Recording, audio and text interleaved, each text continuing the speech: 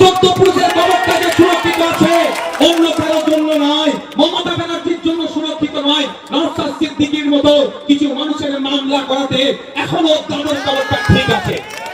নাহলে এতদিন দখল করে মদের ফ্যাক্টরি হয়ে যেত, এতদিন দখল করে জুতোর ফ্যাক্টরি হতো তাদের কবরের উপরে, নোংরা কাজ হতো তাদের কবরের উপরে।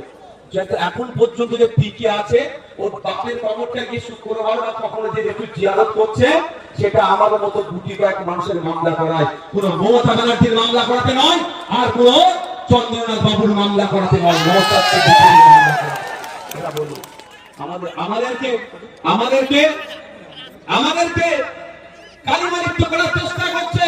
কিন্তু প্রশ্ন আমার এখানে, একজন বিধায়কের মাস গেলে 1,21,000 টাকা সম্মানী ভাতা পায়, আর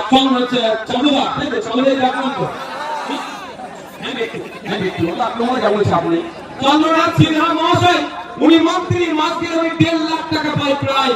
তো উনি মাস গেলে 1.5 লাখ টাকা পায়, উনি এখানকার সংখ্যালঘু সমাজের ভোট না পেলে উনি বিধায়ক হতে পারতেন না, আর বিধায়ক না হলে মন্ত্রী তো দূরের কথা, একটু খুঁজে পেত না।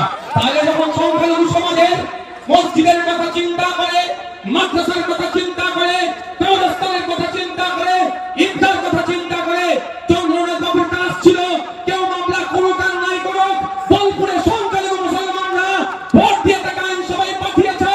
ভোট দিয়ে আইনসভায় পাঠানোর জন্য মাস গেলে 1.5 লাখ টাকা তিনি পাচ্ছেন, অন্তত 3 মাসের মাইনে বা 2 মাসের মাইনে দিয়ে সুপ্রিম কোর্টে গিয়ে ওয়াকফকে বাঁচানোর জন্য মামলা করার দরকার ছিল।